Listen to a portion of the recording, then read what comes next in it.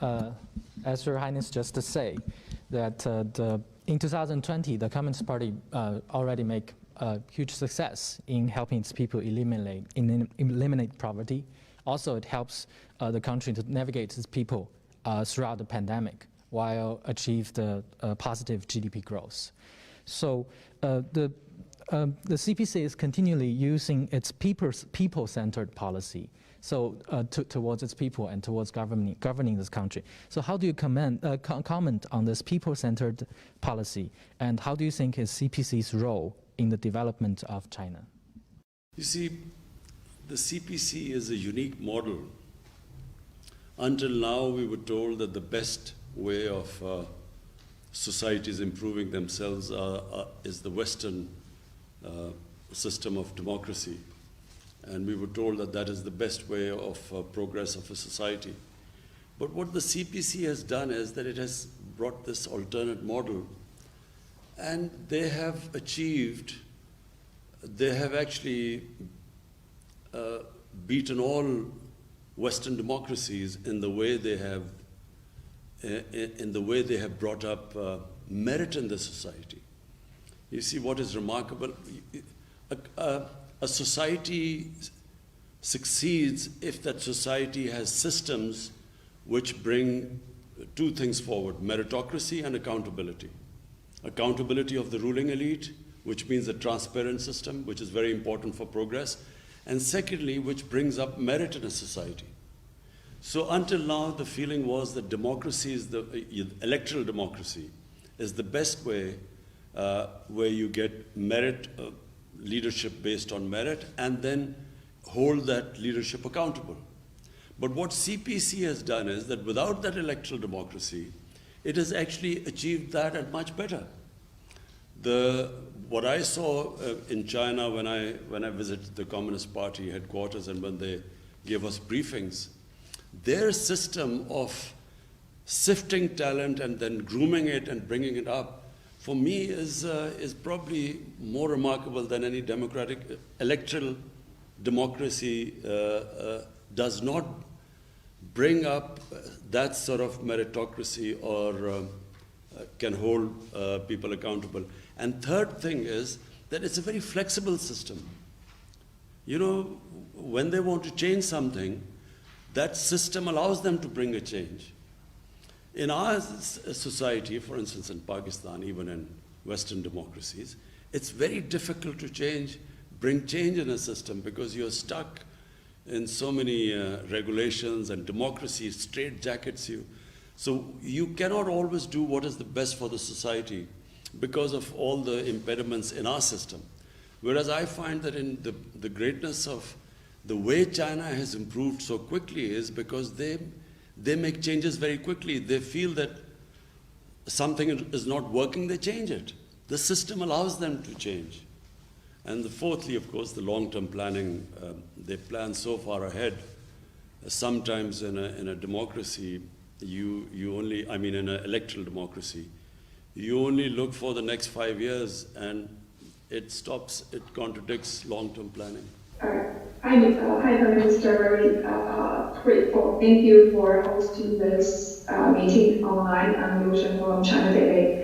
And I got a question. It's been 7 years since China and Pakistan established the diplomatic relationship as well as the friendship between the two. So among all the projects that the two sides have worked on, where do you see the future development direction and the cooperation direction of the China-Pakistan economic corridor, and which areas could be the focus points in the next few years? And how do you think of the importance of such cooperation for both countries? Thank you. Yes, thank you. You see, for me, where I see this relationship moving ahead, and I mean the economic relationship, because there is the political relationship, which is also very strong and moving ahead. But purely the economic relationship, I see the next phase of CPAC. And the next phase is for Pakistan, which is very exciting. We have these special economic zones.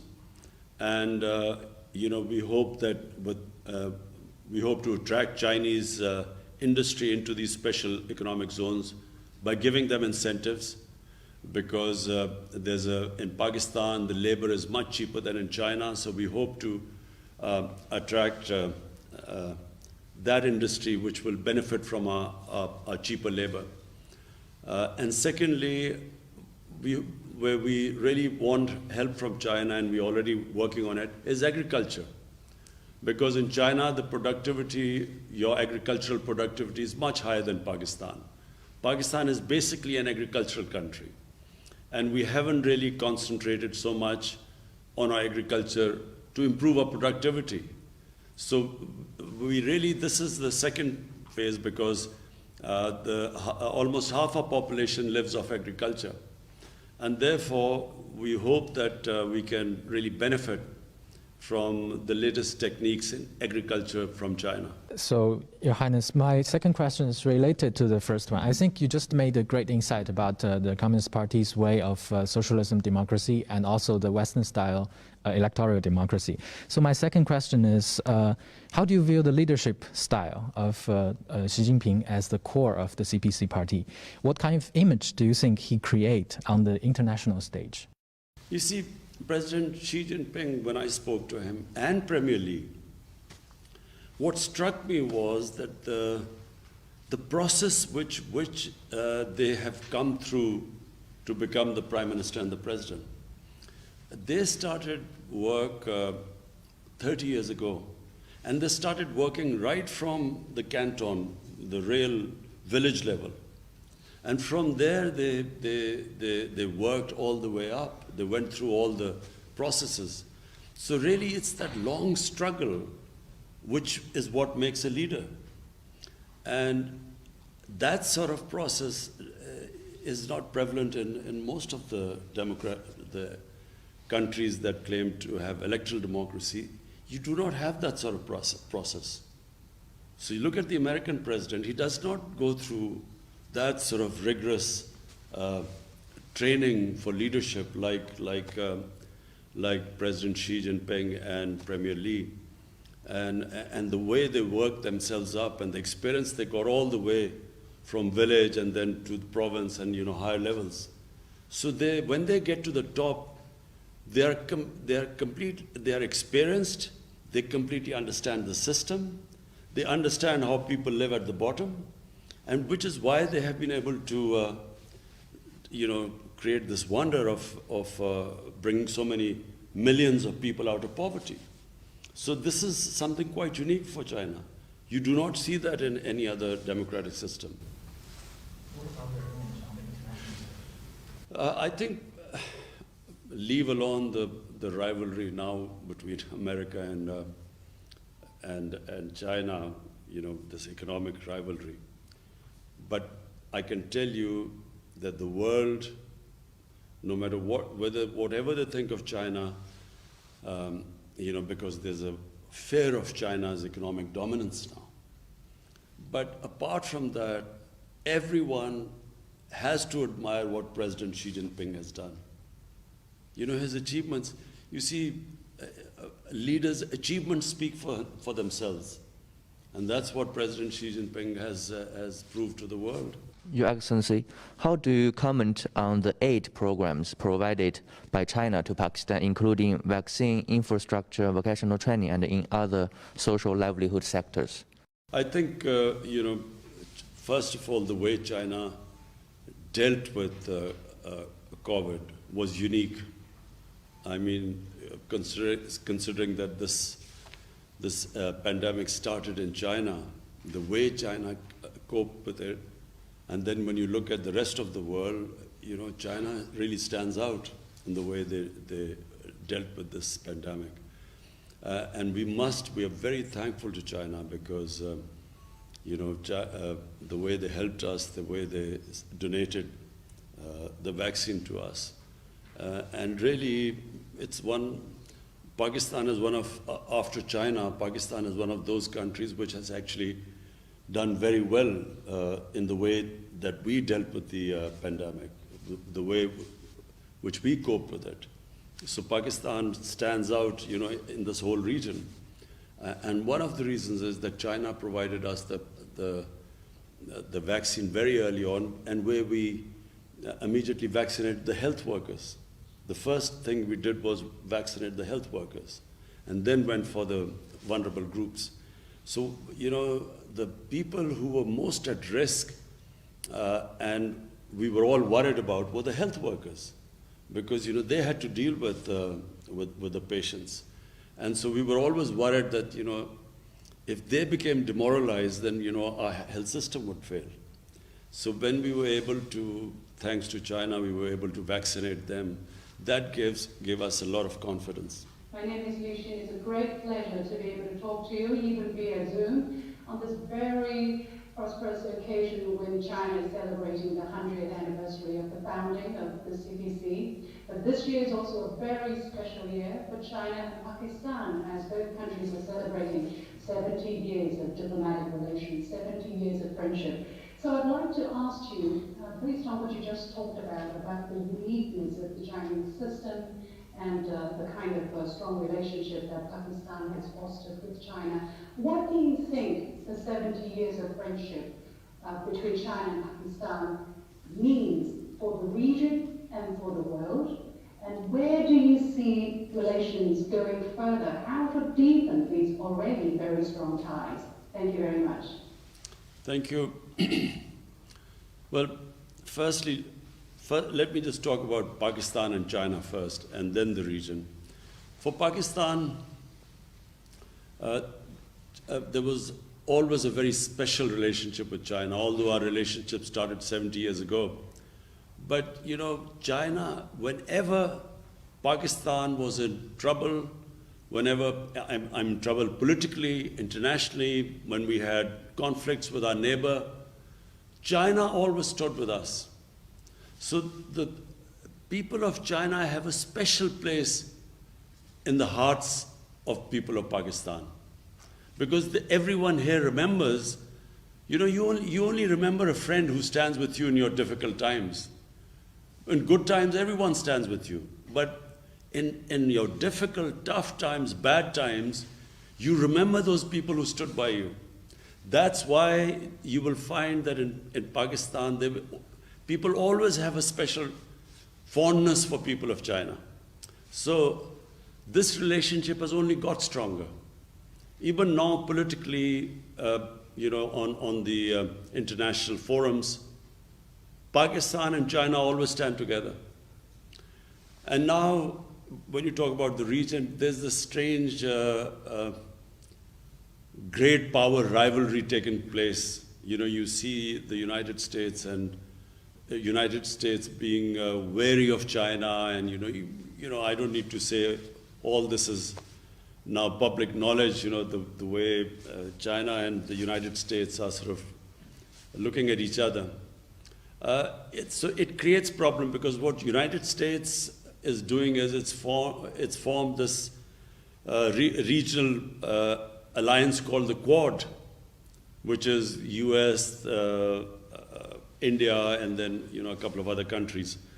So from that point of view, Pakistan thinks that it is very unfair for the US or other powers, Western powers, for countries like us to take sides.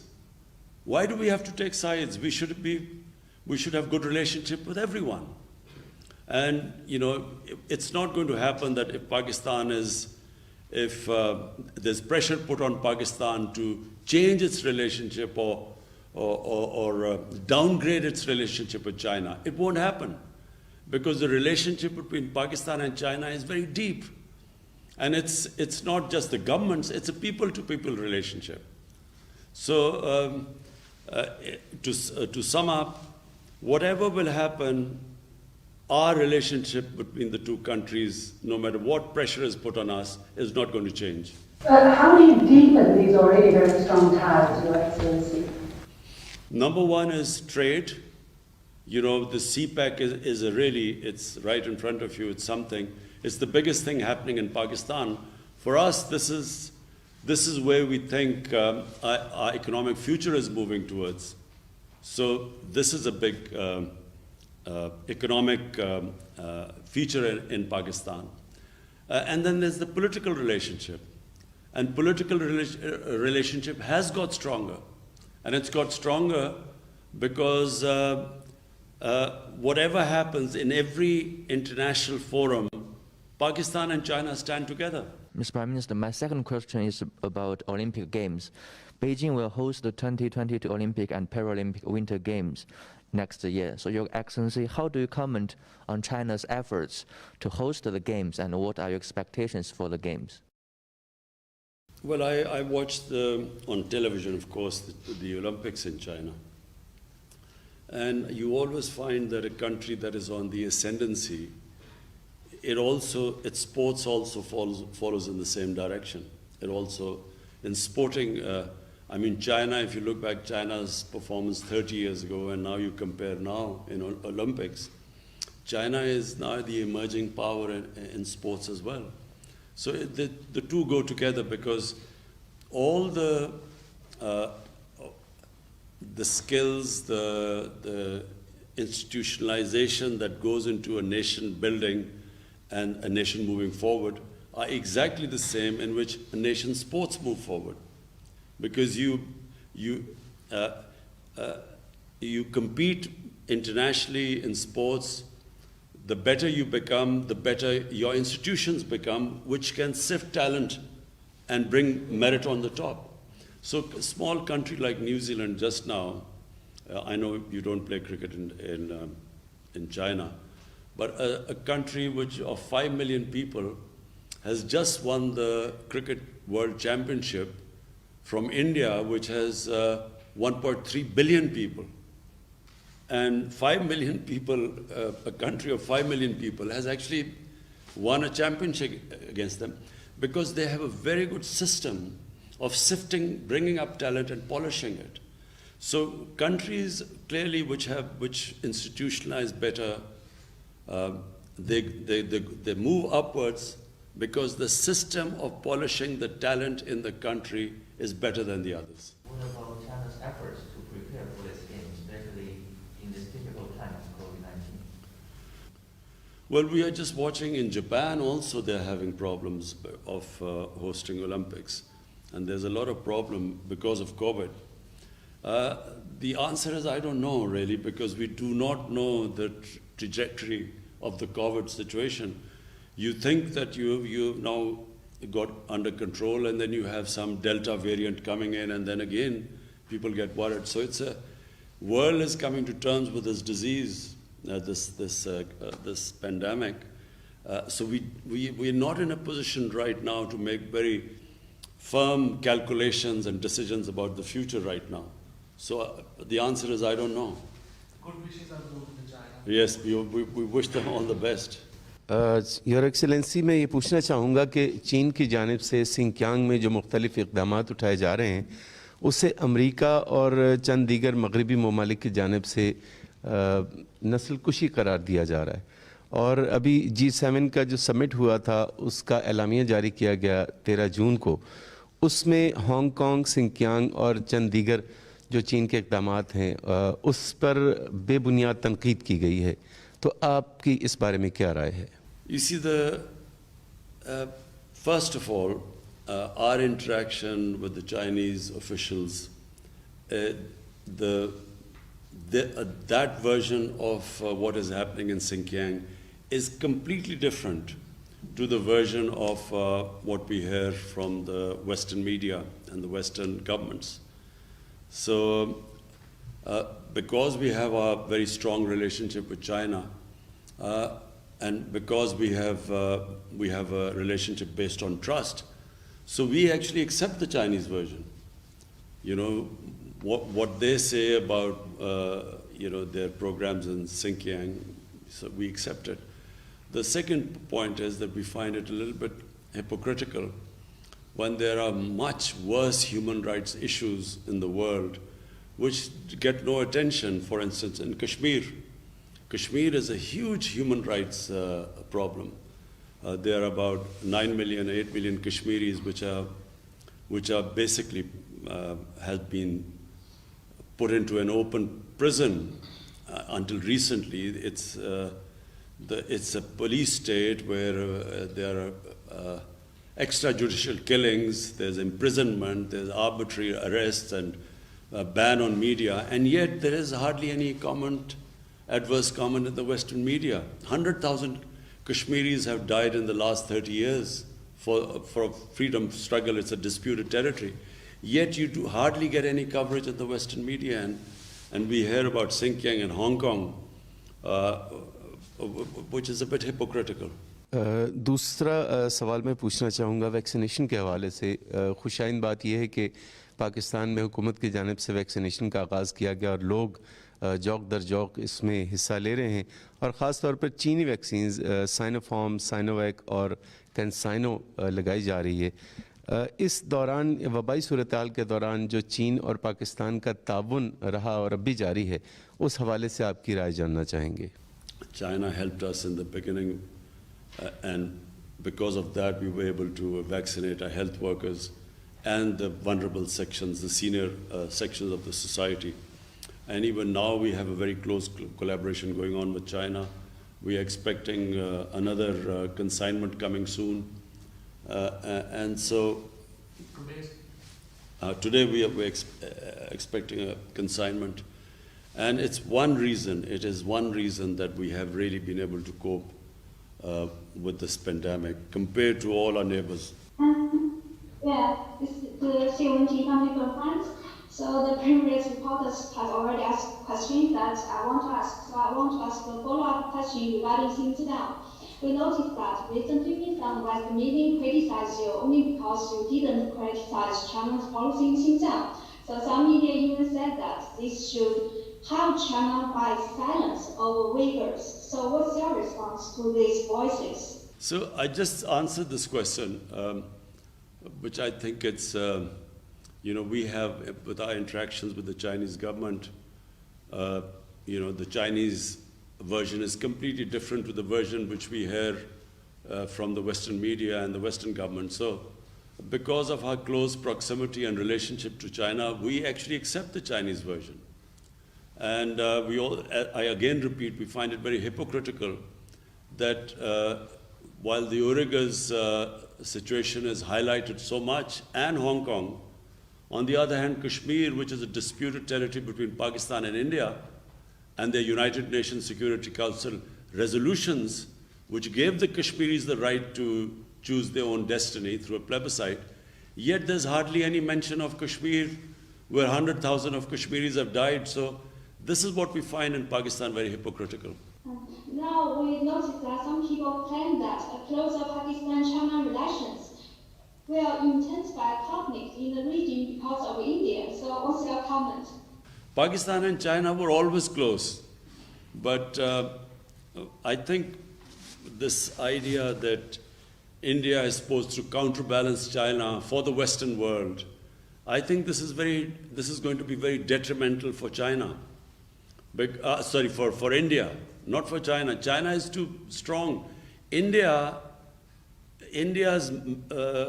benefits India will get from trade with China are far greater than India trying to act as a sort of counterbalance. The country that will lose out is going to be India. The relationship, as I said, between China and Pakistan actually has nothing to do with India. We have 70 years of diplomatic relationship, and through all crises in Pakistan's history, China has stood with us. So it really has nothing to do with India. Our relationship is a bilateral relationship, is extremely strong. His Excellency, my question is, now Pakistan and China have set an example for the world about solidarity and cooperation in facing the global challenges.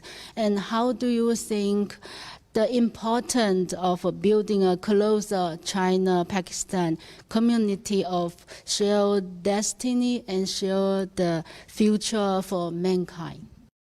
I think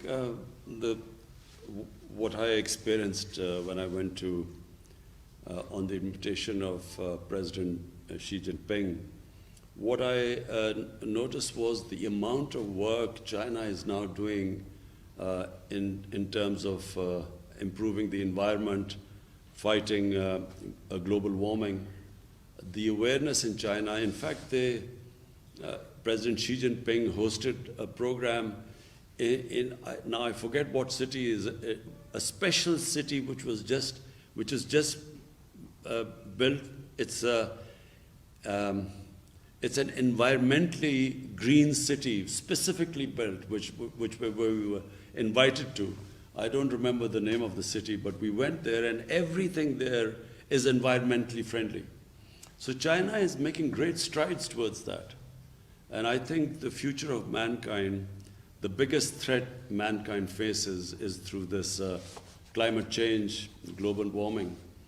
And China really, when President Xi Jinping hosted this conference, he invited leaders from all over the world, and it was just, the theme was how to save mankind from this catastrophe which is called climate change and global warming. Yes.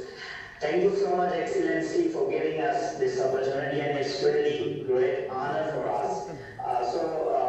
My question is that the first phase of China-Pakistan Economic Corridor (CPEC) yields fruitful results in different areas, including energy and infrastructure. First, how do you comment on this? And second, how will China and Pakistan cooperate to ensure the success of second phase of CPEC? Especially, how do you see Sino-Pak economic growth? Thank you, Excellency. Firstly, the first phase of CPEC was connectivity, and then energy projects. So that was the first phase, because Pakistan had problems we had shortage of energy, and then of course the connectivity, which is what the CPEC initially was. Now the second phase is now deeper cooperation, and that is, from Pakistan point of view, the special economic zones. And the idea is to attract investment into these special economic zones, which will help employment in Pakistan, improve our growth rate, create wealth for our country. But equally important for us is help from China in our agriculture. Now, half of our population lives off agriculture, and the productivity of our agriculture, unfortunately, is extremely low. So we have compared the productivity in China, which compared to us is much higher, and then all the various technologies which are used in agriculture. So the second phase is for us our special economic zones, agriculture, also skills education. We are collaborating in getting skills education in Pakistan. How you will speed up this China-Pakistan economic cooperation? We have already, now we formed a committee, which is, the whole point of that committee, the CPEC committee, is to monitor the CPEC projects and make sure that there are no impediments in their way. Your Excellency, my last question is about the future, the near future of international relations.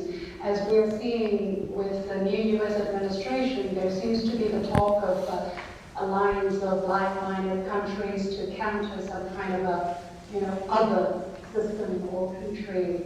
What is your understanding? How do you look at the trend, and what do you think is the implication if such a trend really picks up momentum? I find this deeply worrying for the world. I find this rivalry for no rhyme or reason. I find this worrying because then, just like in the Cold War, the world was divided between the Soviet camp and then the American camp. And so it created a lot of problems for countries who, they had to choose sides, either one side or the other. And then, for a short while, there was this, the whole worry was this war on terror, and the whole world was somehow involved in fighting terrorism. And now we see this emerging rivalry between China and the Western countries led by the US. Again, it's worrying. And people in Pakistan, we ask ourselves question, why do we have to choose sides? We have a very deep relationship with China. And if someone asks us to choose sides, we find that China is our friend for 70 years through highs and lows. They've stood with us. So people in Pakistan have this great faith and trust in our friendship with people in China. So why should we be asked to take sides now? Why can't we have a relationship with everyone? And this is the feeling right now, because I think this what past tells us, this world divided into camps, we find that this is detrimental to the world. How do you see things unfolding in Afghanistan? Well, that's the most difficult question you asked me. Unfortunately, right now we do not have the answer, because no one has the answer. You see, let me just say, the biggest mistake made by the Americans was that they kept on trying to find a military solution in Afghanistan when there was not one. They kept doing the same thing over and over and over again and thought they would get a different result. Because Afghanistan has a history, and they just cannot be dictated from outside. They do not accept outside power intervention. They do not like to be controlled from powers from outside. That's the history. And so even when countries have conquered Afghanistan, like the British did in the 19th century, and then the Soviets invaded Afghanistan in the 20th century, you can invade in Afghanistan, but when you stay there, it is very difficult to control the country, because they are very independent-minded people.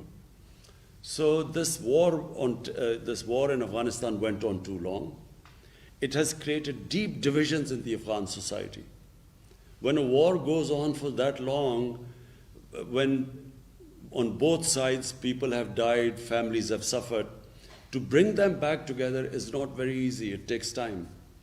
And now what you're seeing in Afghanistan is that the moment the Americans decided there was no military solution, they gave a date of exit. And the moment they gave a date of exit, the Taliban, who were opposing the Americans, considered that as a victory. Now, when they think they won the war, it's very difficult to make them, from Pakistan point of view, to make them then come to some sort of a political settlement becomes very difficult. One, because the war went on too long, there are deep divisions. Secondly, once they feel they won the war, it's very difficult to make them now get back together.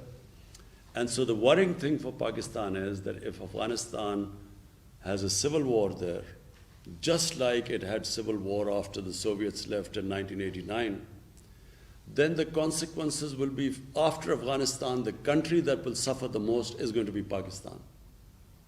Because, we have a long border with Afghanistan. Taliban is basically a Pashtun movement. And there are more Pashtuns in Pakistan than Afghanistan. Half the Afghanistan population is Pashtun. So the worry here is that we will be deeply affected by if there is a civil war. So therefore, we want there to be a political settlement at all costs. So before concluding this session, I would like to inform the media that Prime Minister has written a special congratulatory letter to to President Xi on CPC's 100 years anniversary. Also, Prime Minister has written an op-ed that will appear in Chinese media. I believe this opinion piece, and also keeping in view the close relationship and the kind of the way CPAC is going, we will interact with Chinese media more regularly, and we will keep inviting friends from Beijing, Shanghai, and also from here. And thank you very much for being part of this session. Thank you.